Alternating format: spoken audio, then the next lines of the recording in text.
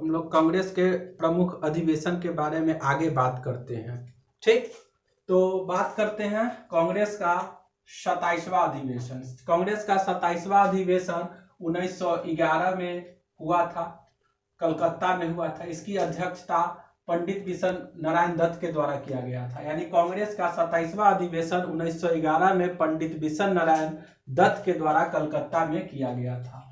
इस अधिवेशन में पहली बार राष्ट्रगान गाया गया था। पहली बार राष्ट्रगान गाया गया था। तो राष्ट्रगान पहली बार गाया गया था 27 दिसंबर 1911 ईस्वी को गाया गया था पहली बार राष्ट्रगान। और इसके गाने के लिए जो मैक्सिमम टाइम होता है वो मैक्सिमम टाइम 52 सेकेंड का होता है और मिनिमम टाइम 20 सेकेंड का होता है। तो ध्यान रखिएगा, राष्ट्रगान गाने के लिए मैक्सिमम समय 52 सेकेंड यानी 52 सेकेंड्स और मिनिमम समय जो होता है 20 सेकेंड का होता है। ठीक, तो राष्ट्रगान जो है वो भारत भाग्य विधाता शीर्ष के रूप में प्रकाशित हुआ था। भारत भाग्य विधाता शीर्ष से प्रकाशित हुआ था 1912 में तत्वबोधिनी पत्रिका में।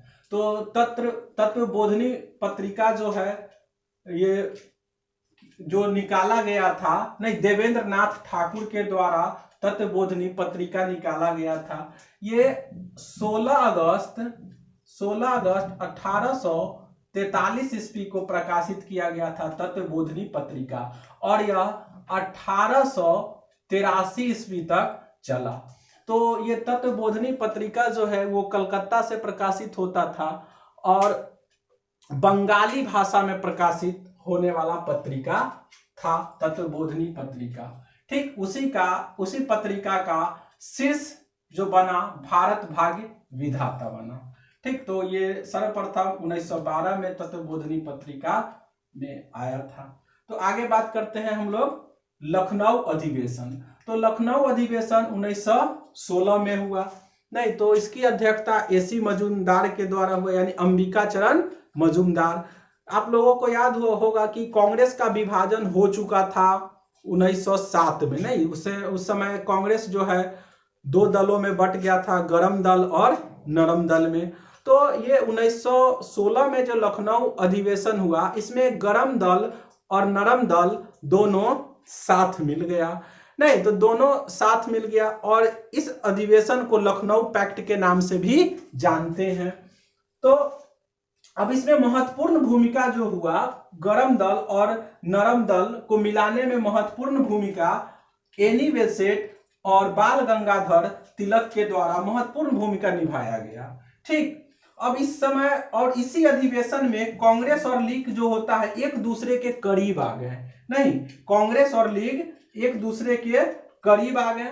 तो कांग्रेस और लीग जैसे ही एक दूसरे के करीब आए तो इसमें महत्वपूर्ण भूमिका जो है निभाया गया था मोहम्मद अली जिन्ना और बाल गंगाधर तिलक के द्वारा निभाया गया था। और इसमें सबसे बड़ी बात यह था कि बाल गंगाधर तिलक के द्वारा, यानी बाल गंगाधर तिलक के द्वारा एक बात बोला गया, नहीं, कि स्वराज मेरा जन्मसिद्ध अधिकार है। नहीं तो बाल गंगाधर के द्वारा बोला गया बात कि स्वराज मेरा जन्मसिद्ध अधिकार है, और यह बात जो है लखनऊ अधिवेशन 1916 के अधिवेशन में ही बोला गया था।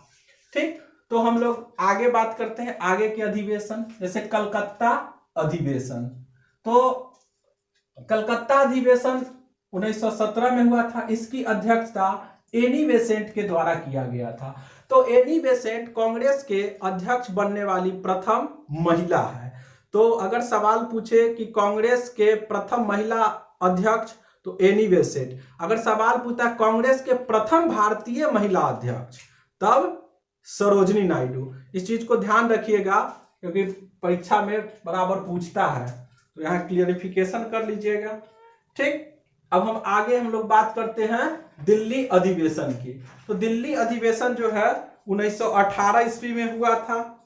तो 1918 में हुआ था। इसका अध्यक्ष जो बना था पंडित मदन मोहन मालवीय बने थे। तो पंडित मदन मोहन मालवीय बने थे। लेकिन पंडित मदन मोहन मालवीय को अध्यक्ष बनना नहीं था, बनना अध्यक्ष था यानी कि वेलेंटाइन सिरोल जो है वो वेलेंटाइन सिरोल जो है वो बाल गंगाधर तिलक को ब्रिटेन भेज दिए थे।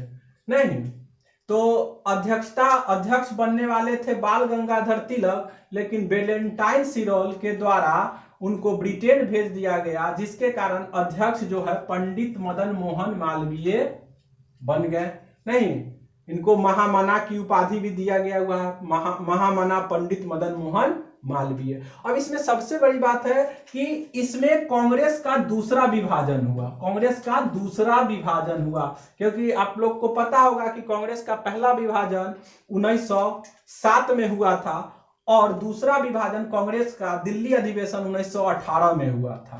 ठीक, तो हम लोग आगे की ओर चलते हैं। नागपुर अधिवेशन 1920, नहीं नागपुर में एक अधिवेशन का आयोजन हुआ जो 1920 ईस्वी में हुआ। इसकी अध्यक्षता जो है सी विजय राघवाचार्य के द्वारा किया गया था। अब इसमें पहली बार चित्तरंजन दास के द्वारा, नहीं CR दास, चित्तरंजन दास, इसमें इस अधिवेशन में पहली बार चित्तरंजन दास के द्वारा असहयोग प्रस्ताव रखा गया, नहीं असहयोग प्रस्ताव रखा गया। ठीक, लेकिन फिर जब अगला अधिवेशन होता है, नहीं कलकत्ता अधिवेशन, नहीं कलकत्ता अधिवेशन होता है 1920 में ही, फिर कलकत्ता अधिवेशन होता है 1920 में ही। तो इस अधिवेशन की अध्यक्षता जो है लाला लाजपत राय के द्वारा किया जाता है। अध्यक्ष जो थे कलकत्ता अधिवेशन 1920 का अध्यक्ष लाला लाजपत राय थे। अब इसमें गांधी जी के द्वारा, इस अधिवेशन में गांधी जी के द्वारा स्वयं असहयोग का प्रस्ताव रखा गया, लेकिन जैसे ही असहयोग का प्रस्ताव रखा गया कुछ लोग विरोध करने लगे, जैसे चित्तरंजन दास, मोतीलाल नेहरू, ना एनी बेसेंट, मोहम्मद अली जिन्ना, ये सभी लोग जो है असहयोग का विरोध करने लगे। लेकिन फिर भी यह प्रस्ताव पूरे बहुमत से पारित हो गया होगा, यह प्रस्ताव पूरे बहुमत से क्या हो गया, पारित हो गया।